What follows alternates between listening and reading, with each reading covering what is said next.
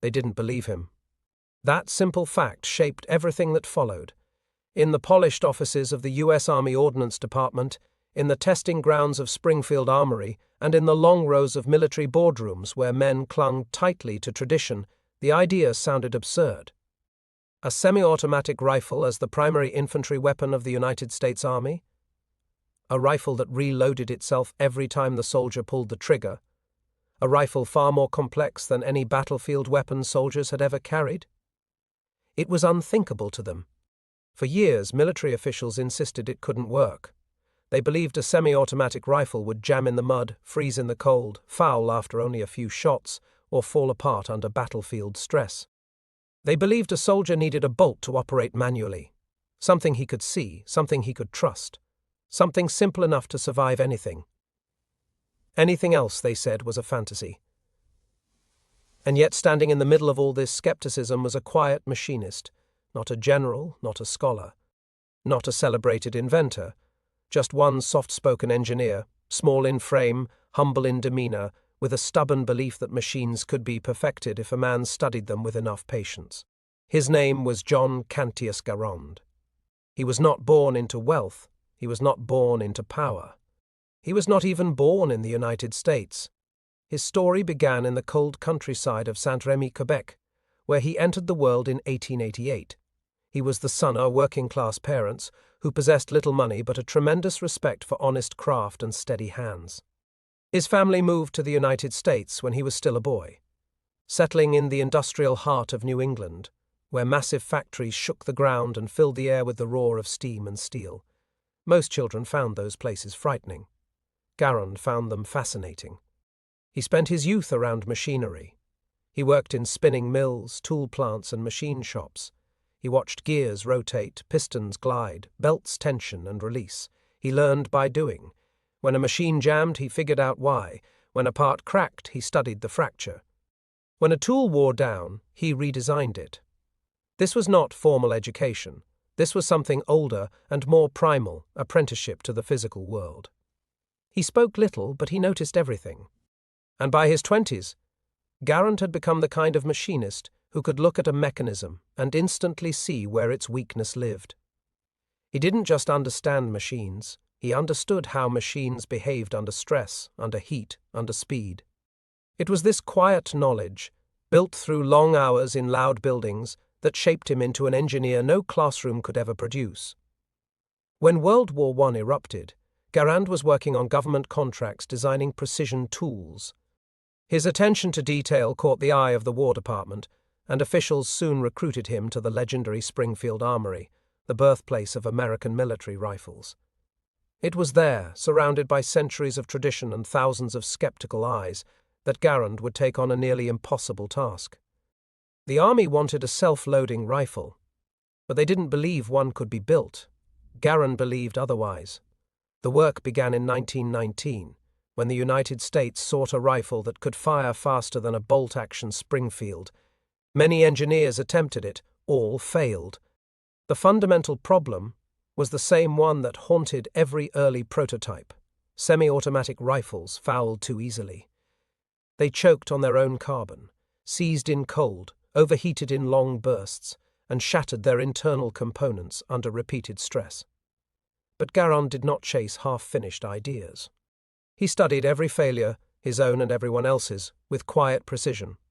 When a design broke, he wrote down why. When gas pressure was too high, he altered the geometry.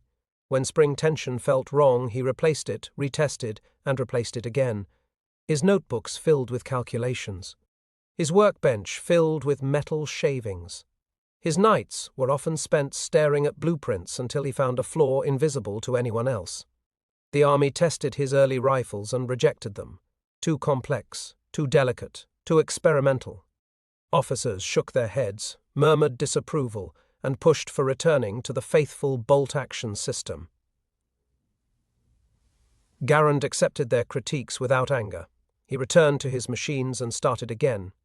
He built dozens of prototypes. Some fired flawlessly in early tests and then broke spectacularly during extended trials. Others failed immediately, teaching him what path not to follow.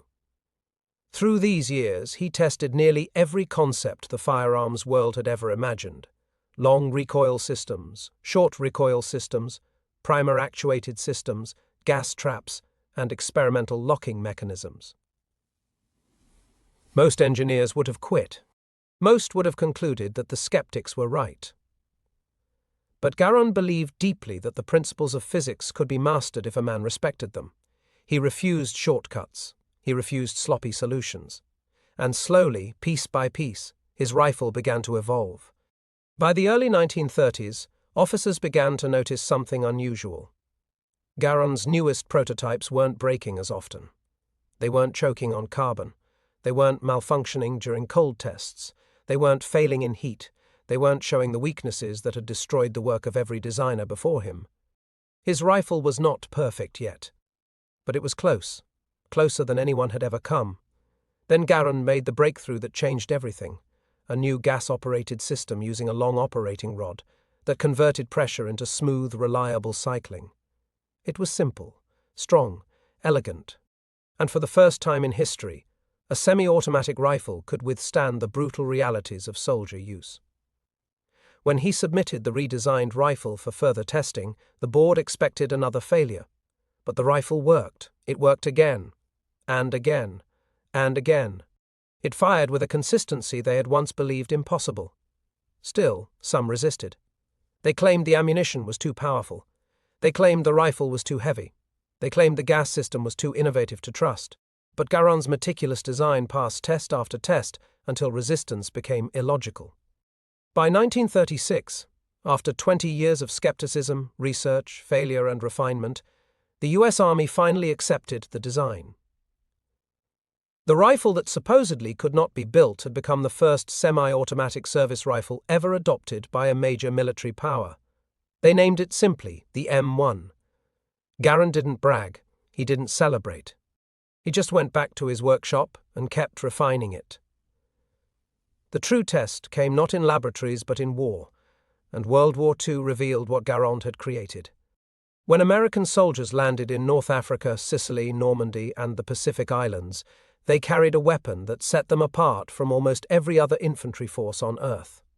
While the German soldier still cycled a bolt between shots, and the Japanese soldier still fought with an aging Arisaka, the American infantryman could fire 8 powerful rounds as fast as he could aim and squeeze the trigger. The M1 rifle transformed the American soldier into something new.